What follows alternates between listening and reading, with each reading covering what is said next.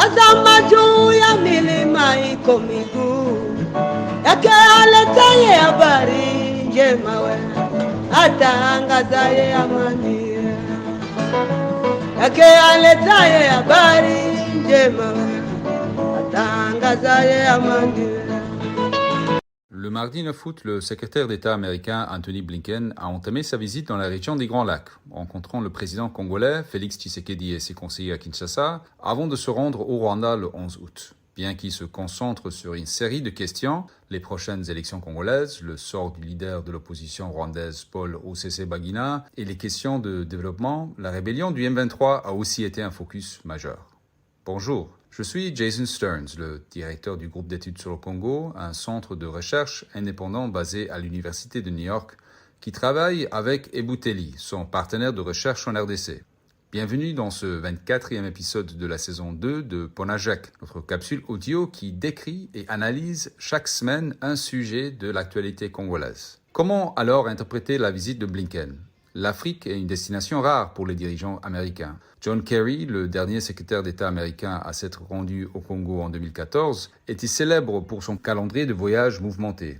Il a visité la France 34 fois, l'Arabie saoudite 17 fois, la Chine 9 fois, mais n'a visité aucun pays d'Afrique subsaharienne plus d'une fois. L'Afrique, qui ne représente qu'environ 3% de l'économie mondiale, n'a pas été une priorité géopolitique pour les États-Unis. Les administrations précédentes ont été critiquées pour avoir laissé leur approche du continent être définie par la stratégie antiterroriste et la promotion des intérêts économiques américains, éclipsant la promotion de la démocratie et la croissance économique. L'administration actuelle tente de changer cette approche. À la veille de la visite de M. Blinken, le département d'État a publié sa nouvelle stratégie pour l'Afrique, qui met l'accent sur les libertés civiles, la croissance économique et la stabilité. Qu'est-ce que cela signifie pour le Congo ? Il est clair que l'importance du pays a augmenté. Il est le plus grand producteur de cuivre en Afrique et de cobalt dans le monde. C'est important dans le cadre de la concurrence de plus en plus féroce qui se livre les États-Unis avec la Chine, qui, et je cite la nouvelle stratégie américaine, considère la région comme une arène importante pour défier l'ordre international fondé sur des règles et promouvoir ses propres intérêts commerciaux et géopolitiques étroits.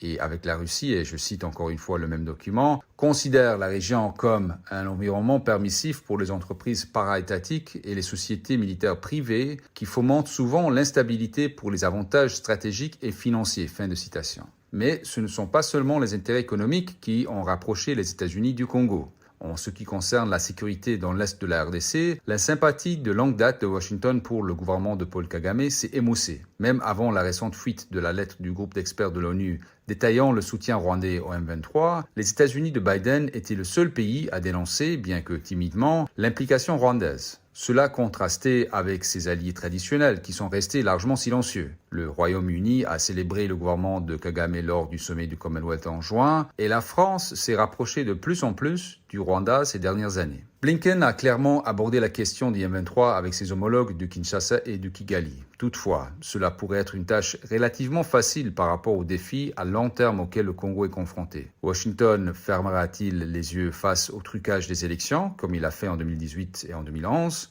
Va-t-il, avec ses partenaires, sévir contre la fuite massive des capitaux et des ressources de la région facilitée par les multinationales ? Pourront-ils aider à reconstruire l'État congolais dont le délabrement a permis l'éclosion des dizaines de groupes armés? En attendant les réponses à ces questions dans les années à venir, vous pouvez recevoir Ponajek chaque vendredi sur votre téléphone en envoyant le mot Jacques ou Ebuteli au plus 243 894 110 542. À bientôt.